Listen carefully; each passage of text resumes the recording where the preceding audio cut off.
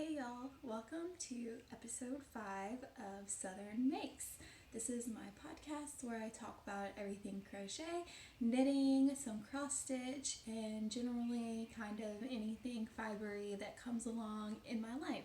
And I want to thank you guys for tuning in. I am super stoked to be on my 5th episode, which I know isn't a feat to a lot of you guys that have either been watching other podcasts for years and years and years or are a podcaster yourself. But to me, this is a crazy milestone. So I thought that today I would show just some things that I have made for my daughter, Charlotte, because this week has been the week from hell, basically. She is teething. She's finally got her first tooth that has kind of halfway popped through on the bottom. So maybe we are kind of getting away from the teething, but all week has just been crazy. And it kind of inspired me to think about everything that I've made for her, just trying to conjure up those warm fuzzy memories of making something super special for my little girl. So it is around noon on October 18th, 2019. It is Friday, so I have my Friday mug. My mom got me, I believe last Christmas, or maybe she just brought it over or thought of me because does this match my hairstyle? Maybe. Thanks, Mom. But yeah, so let's get started. All of these things are already finished. I either made them when I was pregnant with her or since she's been born. She is almost 8 months old. So let's just get right into it. The first thing I wanted to show is super special to me that I made her right before she was born. It's this bunny, so an amigurumi or stuffy. It is crocheted.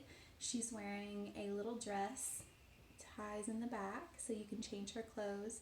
This is super special to me because I decided she was my little bunny and she has a lot of bunny things, and that is just kind of the animal that I decided to have all in her room. So I was searched high and low for a pattern. This is a paid pattern on Etsy it's called the Angie Bunny by, I think it's Crochet Object. But the dress pattern was free. I found that free. I think she also sells other clothing outfit patterns. So she's just stuffed with a little fiber, and then I just crocheted or stitched some little eyes on there, and I use this. I'm a first time mom, so I use this in all of her. I say that because people say by your second or third kid you don't do this anymore, but I take the flat lays every month that she's a month older, and I have sat this bunny next to her for every one of those so far. So it's so cute to look back when she was a newborn and this was the same size as her or a little bit bigger, honestly, to now where she's probably double the size of this little bunny now. But I made this little dress for her, and then found a pattern. I follow a designer called Mon Petit, and she does a lot of baby patterns. This is a crochet dress called the Pleated Dress by Mon Petit. It is crocheted, and I made it so that she could match her little bunny. So I do have some pictures on the project page for this on my Ravelry, which I will, at the very end of this, put a little screenshot up of all of my social media if you'd like to see. I'm on Pinterest as Southern Makes, Ravelry is Southern Makes, and then my Instagram is Southern Makes Co. And I do also have a personal Instagram that has a lot of pictures of Charley, basically all Charley. It is Cassie in Bales if you want to go check that out. I post lots of cute little stories, etc. But this is so cute. These are tied, so you can untie them and they tie back together. You could also attach them if you wanted. And this is a paid pattern, so I won't go into too much detail, but it was so easy, a quick stash buster almost. I think it only took me a day to make, on and off. Made this when she was maybe 3 months, and this is the 6 to 9 month size, I believe, or maybe the 9 month size. But it's a shell pattern, and then you have a little waist here, and then double crochet US, and then a ruffle shell edging on the bottom. Hope you can see that. But it's really cute. I love it, and I love that she has something to match her bunny. And as she gets older, I'll make other clothes for her bunny, I'm sure. But that little dress will always have a little special place in my heart.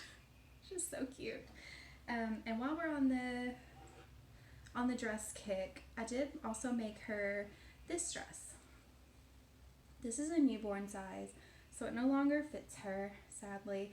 It's so soft. That yarn for that pink dress I bought that yarn 6 or 7 years ago at Joann Fabrics for a blanket, a crochet cable blanket, and I think I got upwards of 12, 13 balls of yarn in before I realized that blanket was it was only halfway or maybe like a quarter done, and so I didn't frog it right away, but I did keep it around without the intent of finishing it. And so I've just been pulling out this color. Pink is so cute to me. I love this color.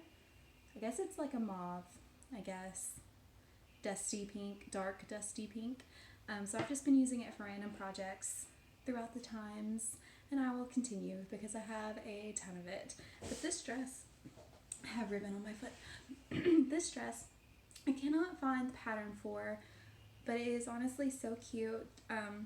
US double crochets with some ruffle shell edging, and then a double crochet shell pattern for the main skirt of the dress, and then just a ruffle edging. So quick, so cute. This yarn is some kind of baby yarn bee from Hobby Lobby. My mother-in-law got me this yarn, so I'm not sure. I definitely lost the band. I made this for her before she was born.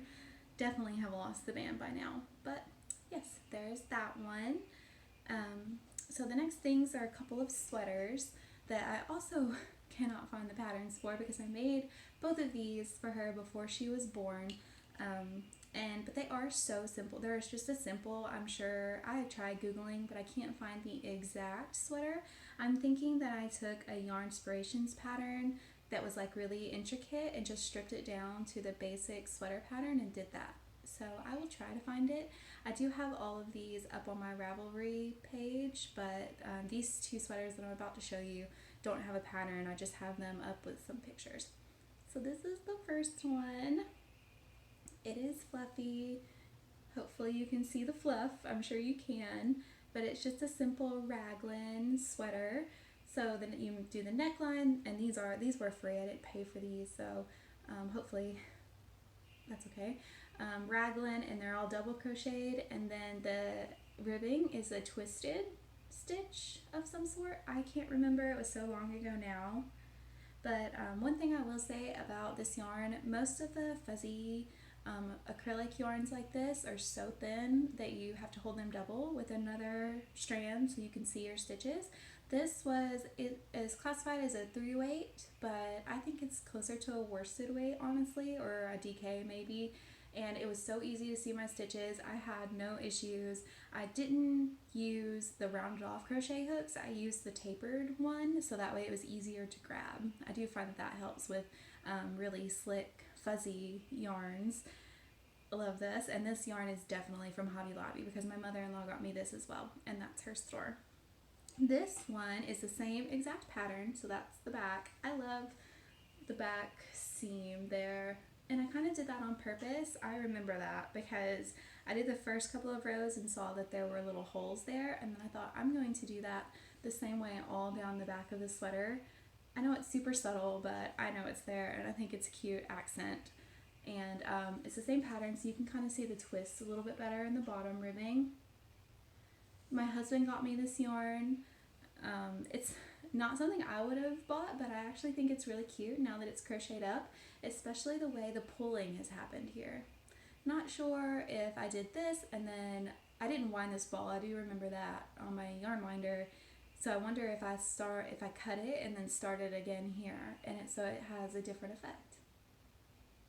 But this was super quick. I do remember that as well, and really cute. I think I will make her a ton more of these little sweaters because I'm trying to go through all of my stash. So these are great because they don't, I say I want to go through my stash, but they don't take up a lot of yarn. They really don't. You could make a couple probably, depending.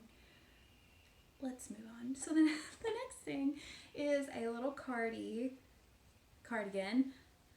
It's called the Heartbeat Cardigan. Also a free pattern. These look like little heartbeat lines, I'm surmising. This is made out of that Karen Pantone that was super, super popular last winter. If you guys know about that, my husband bought me this for Christmas. Again, not my colors. Reminds me super of it like a desert. Not my colors, but it was so special to me that he got me yarn. So I made her this, and then I ended up making myself a chevron beanie to match her this winter. So I thought that was really sweet. And then I had to go out and buy, not a lot of yarn comes on those little waterfall-like things. So I had to buy, I think, 3 more in order to get enough of this pinky color to do the main body in that. And then I have a lot of the other leftover. So that's why, yeah, I made this first and then my chevron hat, because then I used the scraps for that hat. It did have instructions for buttons, and I did do the band, but I didn't do holes for the actual buttons because I don't think a baby needs buttons. I mean, unless it's applicable, I guess. But my baby doesn't need buttons at this age. So, moving on. The next 2 things you've already seen, but because this is a Charlotte special episode, I wanted to show them again. This is her Ingalls sweater. I knitted this out of the DK Soft and Sleek Low Pill Fiber from Hobby Lobby. And because I don't think this pattern was written for an infant, the way it was increased and how short the body is was kind of funky. So I've tied this ribbon so that I can cinch it around her waist when she wears it. Honestly, it's so adorable. And I made my Ingalls, it's by Caitlin Hunter, out of the opposite. So my main body is this gray, and then my snowflakes are this cream color in mine. So this winter we can match, because obviously I'm super about that life. Yeah, I love this pattern. I love all things Caitlin Hunter. I have a ton of her projects just ready in my head that I want to do. I just have to get the yarn and the patience, clear some things off my needles, and then Caitlin Hunter, I am coming for you. I am. And one more thing before I take a little bit of a break, because I do hear Charlotte stirring, and this is a Charlotte episode.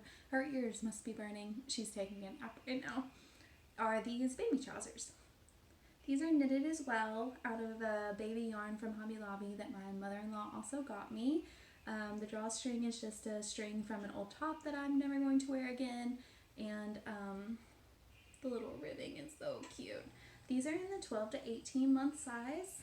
They fit her now. She's 8 months. I'm not sure if I said that. She's really tall and skinny. She's not skinny, but she's kind of lanky, she's built kind of like me, honestly. So these fit her in length, and then I can just tighten the little drawstring around her waist. So these will be so cozy and come in handy, because they're also super easy to take on and off because they're so stretchy. So these will come in handy on cold Tennessee winter mornings and nights. And I really liked knitting these super quick. I kind of touched on this in my last episode, but this pattern called for you to knit the legs separately, and I've never done that. I don't think I own any cable circular knitting needles shorter than, I have some 16-inch ones, I think, but even that was kind of too big for this. I made it work somehow. I also have DPNs I could have used, but I'm not a huge fan of DPNs. It took me forever to figure this out, a lot of Googling, and then finally I just, because you knit this part and then you split for the legs and knit one leg and then knit the other leg. So I wanted to do 2 at a time, but my brain just kind of exploded. So I put, she's waking up. I will be back. So, since I am entirely too determined to finish this podcast today, we now have Charley and Barley, my dog Barley, joining us for the remainder of this podcast. That shouldn't be too much longer, so hopefully this works out. Because like I said, she is one fussy babe. And she's wearing her sheep sweater. No. Here we go. Oh, she just wants her toy. Here we go. So I only have 2 more things to show you guys. The first is called the Odd drudgery faux fur mat, and please pardon my ends, it is a rug. I was planning on standing up and showing you guys this, but I think you can see it. So here's the back. Because it is a rug, I'm planning on sewing on a backing to this, so I'm not super concerned with the ends in it. This is a pattern by And She Laughs. It's a crochet mat, or as I'm using it, a rug. I have it sat in front of Charlie's little bookcase in her room, so I'll lay her on that. She's not super mobile yet, so she kind of just sits on it. It's a good place to sit her down. She's learning though. She can crawl backwards, not forwards. So this pattern is, show you guys so you can see. She's like, who are you talking to, Mom? You're crazy. It's written, so this pink part is the fur and this part is the normal yarn, but I reversed it because I only had a ball and a half of that faux fur yarn, which is just from, I think it's Hirschner's. My mother-in-law got that for me as well in white and some pink when she found out I was having a girl. So I held that double with some scrap yarn. I had several balls of the Lion brand Scarfie. I'm so sorry for the dog pitter-pattering. She's got to be. Lion brand Scarfie yarn I made a crocheted cardigan out of, but I think it was the Make and Do crew, maybe the Cozy House cardigan it was called or something. I made it out of that, and so I have quite a bit of it left over. So I held that double because it was like a lighter tan color. I held that double with the fur yarn because, like I was saying, if it's super thin, it's really hard to see your stitches and it is impossible. But once I held it double, or you hold it double, it's infinitely easier and no problem at all. So that pattern, it's not written, it is a graph, and it's a free pattern. I have it up on my Ravelry page if you want to check it out. It is so cute. I think I worked it up in 2 or 3 nights. You just follow the graph. I just had it on my phone. You could highlight your rows. I have been seeing so many of those. When you print off a pattern, they're like magnetic and you put them on your page and then you can move it up or down or wherever you are in the pattern. It might be on my Amazon wish list, my Christmas wish list. Maybe I'll just buy myself one. But I don't typically print off patterns. It is something I want to do. I just don't have ink in my printer. I do have a cute little binder with a lot of she sees herself on the camera, with a lot of older crochet patterns. So I would like to do that eventually if I can ever remember to buy ink for my printer. But yeah, there is that one. And this next one, I wish now that she's woken up I would have shown you before, because it is her keepsake blanket. I'm making her for the Moogly 2009 crochet along, or CAL, which is something I'm participating in and have been since January. It runs all year long. They put out a 12 by 12 inch granny square or just a decorative square every 2 weeks, so bi-weekly, each by different designers. Sometimes they do repeat designers, but there's never a repeated square. So I have done all but maybe 3 or 4 of them. I love flower themed crochet things, and a lot of these have been flower themed, which is really exciting for me. So the ones that aren't, I kind of substituted out, and plus I'm a little bit impatient, so I did a lot of alternate squares while I was waiting for the others to come out. You see your toy? You see it? You want your Patsy? You see yourself up there? Can you say hi? Hi. She's looking at the flowers outside. Are they pretty? Are they pretty? Here. So I have done a lot of alternate squares. Like just today I finished my ends are not woven in. This alternate square by Polly Plum Crochets. And I will have this up on my project page the very minute I get a spare minute. But this is so pretty. This is my favorite crochet stitch. I think it's called the alligator stitch, where it's just a bunch of double crochets and a picot stitch, and then later on in a different round you tack the picot down. I love it. My favorite stitches on her actual blanket are those stitches. Where are you going? She wants to go everywhere. So I will try and show you this. I'm going to put down her rug and sit her down for just a second. Don't fall off my lap. And show you guys this blanket because I have stitched it together. Yay! Here you go, baby. Here. Okay, really quick. So, let's stand up so you guys can see. It is huge. Some ends are not woven in. Here's square 17. That is one of my favorite squares. It has actually, I'll talk about this next week, given me an idea for another project I have on the go, maybe referred to as a hoe. Some people refer to them. So here are some of the squares. And my huge center square, which is Sophie's Garden or Sophie's Universe mandala. It was a crochet along in itself. I love that. Here's another alligator stitch flower. I have not sewn down these petals. I think that I will. This pattern has an option. I think I can talk to you guys now that you've seen how huge this is. This pattern has an option to do 1 round of flower petals, 2 or 3, and I did all 3, but it did make it super bulky. See, so this one's a heavy square. There's another one, super intricate, and some of them are more simple, some of them are more intricate. That one is simple. I didn't know if I wanted to make that one, but I'm kind of glad I have some more simple ones in here, like this one. I didn't love, but now I do. It's in my blanket. Here is my absolute favorite square. This is a paid pattern. I think it's the only square I've paid for so far. So you guys see it? Come here, love bug. Here.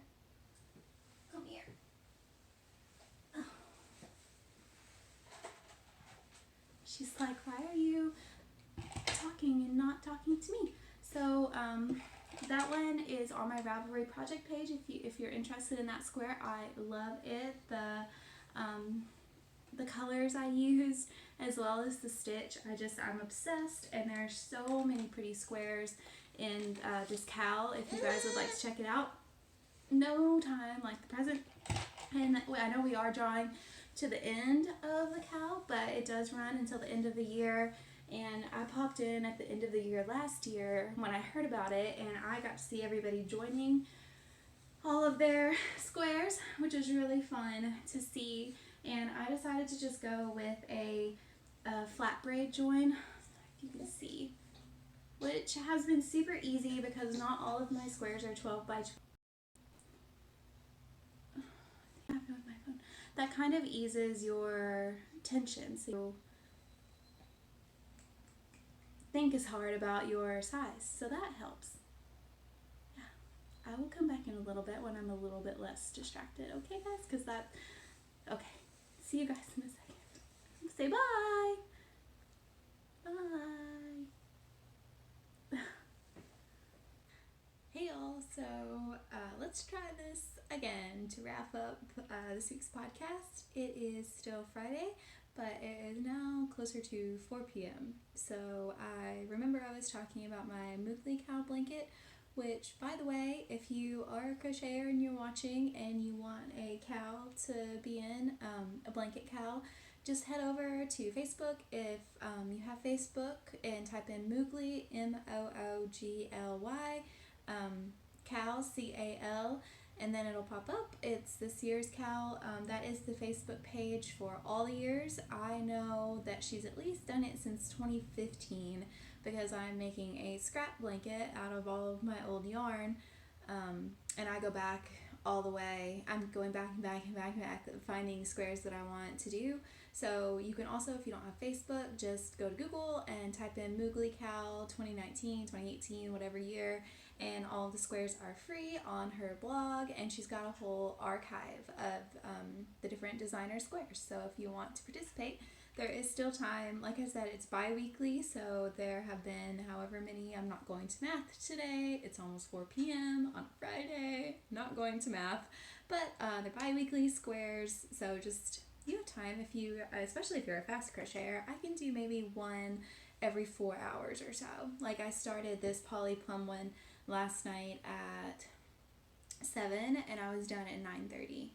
So that went pretty fast for a pretty, look at the back. Ooh, I've got some weaving in to do. Let me just check on the baby. I'm using my phone to record so I can't look at the monitor, but we have this audio only monitor, and I put her down a while ago for her last nap of the day, but she fell asleep for 10 minutes, which is super unlike her. Once she's in bed, she is in bed, and she is an extremely fussy baby if she's awake, but she is an excellent sleeper, and I am so glad for that. So it was really odd that she woke up because I came in here to podcast, and anyway, so I hope that she was just talking to herself for about 10 minutes after I gave her dinner. So let's cross our fingers she stays asleep, because I want to show you guys my blanket without it being so chaotic. So this is it. Let's see. So it is 1, 2, 3, 4 across right now and 6 long. That's the Sophie's Universal Garden mandala square there, my center square. There's my favorite square. You can find that pattern on Ravelry, that flower. Am I showing you the back? I am. This would help. There it is. There's Sophie. Dun, dun, dun. And some more. And let's see. And I'm adding, here's that one. So I'm adding another side, and so another row on each side to make it, I wanted it to end up being, it's 4 by 6 right now, so I want it to be 6 by 6. I laid it out on our king size bed, and I think it's a standard size right now, so 6 by 6 would probably make it a large queen to hang on the sides. And this is a blanket for Charlotte. She was born in March, so I knew about the cowl last winter, and that's whenever I decided I wanted to do it. And then kind of towards the end of my pregnancy, I thought, let me do that for Charlotte's first year. And I chose my colors because she was born in March, so she was a spring baby. And so I have the green and pink, springy, and then my favorite colors are pink and navy, so I put navy in there. And then I wanted some contrast, so I did the whites, and let's see, and then the lighter blue I just thought could bridge all of those colors kind of together. So not every square has every color, and what Tamara, who is Moogly, she does the blanket in her own colors each year. So she's got her colors, and I think she's got 6 this year. They're all blues, and then the designer has their colors, so you're able to see what the designer wants, or their vision, and then you get to see Tamara's. I love this square. This one's number 17. I could do a blanket with just this. And next week I have a whip to show you guys. I would be super interested to know, if anybody is a crocheter out there, your opinions on this whip next week. But this is so cute. They're little flowers. And you make them all separately, and then like little granny squares, you put the border, and then you put them all together in strips, and then you crochet around. Ta-da! Then you have a little square. So that was really one of my favorite squares. I made that 2 nights ago. So I caught all the way up on this. A new square just came out yesterday I still need to make. I chose to make that poly plum one first, but I'll make that other one maybe tomorrow. I think the baby went to sleep. Success. So that is that, my Moogly blanket. So y'all go and give that a look if you're a crocheter. It is really fun, and the Facebook group is super fun. It is limited. It's not just an open crochet group. It is just limited to the cowl, and a shawl or scarf cowl they're doing too. You can talk about that there, but I haven't looked into that one because I have so much else going on. So it's really fun. Just people talking about the squares, and the designers are over there, and Tamara's over there. It's just really fun. I just like being a part of it. It's gotten me inspired to participate in more cowls, especially knitting cowls, this upcoming year, probably when I get my ducks in a row and all of that. So I'm really excited because this has been really fun, and I can't wait until the end of the year when everybody's joining their squares, because whenever I looked it up the winter of last year, it was so fun to see everybody's all laid out, all their squares, people choosing placements and what join they were going to use. I got into that. I got into that. So I have two more things to show you guys, and then I'll wrap it up. So this blanket is so special to me. When I was pregnant, I wasn't high risk, and I didn't have any complications that would cause me to be high risk, obviously, but it was a hard pregnancy. I don't know, it was just hard. So I decided to I think I stopped working at 37 weeks, maybe? Around towards the very, very end. And and I couldn't really walk around a lot. I'm pretty sure I had that thing that you get when your pelvis kind of like is dislocating or something. Like, I just couldn't stand for more than like a minute, and I don't know, it was rough. So I was in bed a lot, and I made this during that time. I'll show you. It's just a little baby blanket. I mean, it's pretty big, and it's heavy, so it pulls on but everything is lined up all perfectly, and it's that flat braid join again. So all of these patterns are free. If you like this heart pattern I found on Pinterest, I think I made this one up because I learned how I got the right count of my square and kind of the heart, so I just took out all these middle puffs and just did the outline for this one. I can't find this pattern to save my life anymore, but it's just a filet crochet heart. Sorry, this is so heavy, it's like stretching. This is all acrylic, that one, and then I just repeated them, and then I made up the letters of her name, so there's no pattern. I made that into little blocks and kind of like lined them up to see how big each one should be, and I did her middle name and her last name, and then the bottom, and then I just flat braid joined it all together. And it looks a little, I battled with myself to take this apart. I don't know if you can see on the camera, but that yarn, it looks discolored, but this is stark white. And then this is, I bought her, I love this yarn from Hobby Lobby, but it's just white, or it's like, now I see it up against a true white. It's like an off-white cream with cute little white speckles in it. It's so cute. So I bought that to make her a jacket, which I cannot find. I know I made. So I made her a couple of big jackets that I don't have with me. One is with Kyle's mom, my mom-in-law, because I wanted her to add a lining to it. It is an acrylic yarn with a metallic thread running through it, so it's kind of scratchy. And she's a sewist, so I wanted her to add a lining in that one, so I don't have that one with me. But that discoloration, the way that looks, makes me think that other people will think that it's like discolored, especially because I want her to have this as a keepsake. So I don't know, maybe it adds to the character, but I just love this, and I've gotten a lot of pictures of her on it. Of course, she can't have a blanket, safe sleep for a baby. I'm a big advocate of safe sleep for babies. If y'all are using bumpers, mesh bumpers, any kind of bumpers, stop doing that for your babies. Just look up safe sleep. Look it up. Okay, so that one I really love, and the very last, this is also a blanket, the very last one, whoop, sorry, that was loud, is this blanket. It's pretty big. So this is called the Irish Lace blanket. This is a pattern by Yarn Inspirations. If you watched my last podcast, Yarn Inspirations is also the host of the pattern for the autumn leaves blanket that I'm making, and I talked about how that pattern is not great.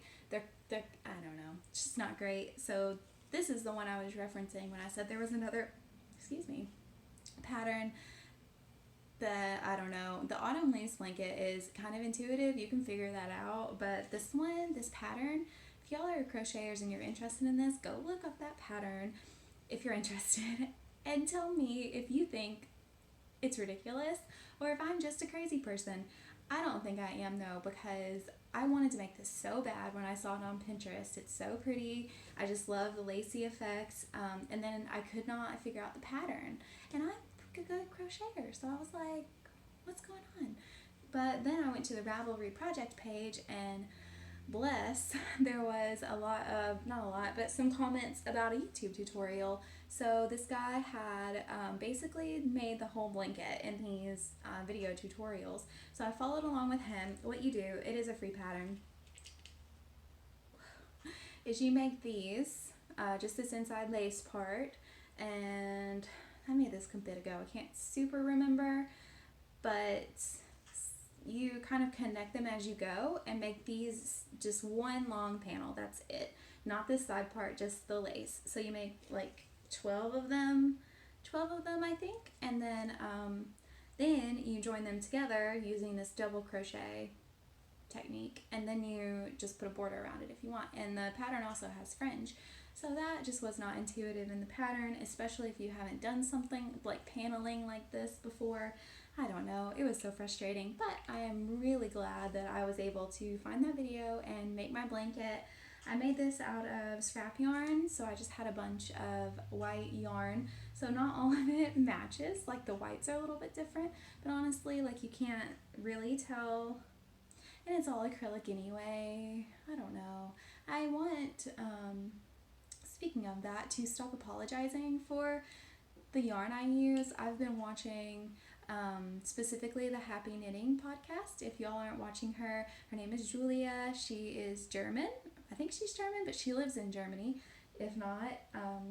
But she uses really good yarn and some commercial yarn. And one of her last episodes I was watching, because I kind of went all the way back, she's got quite a few. She was saying that a lot of people can't use the good yarn, and the commercial yarn is sometimes just as good.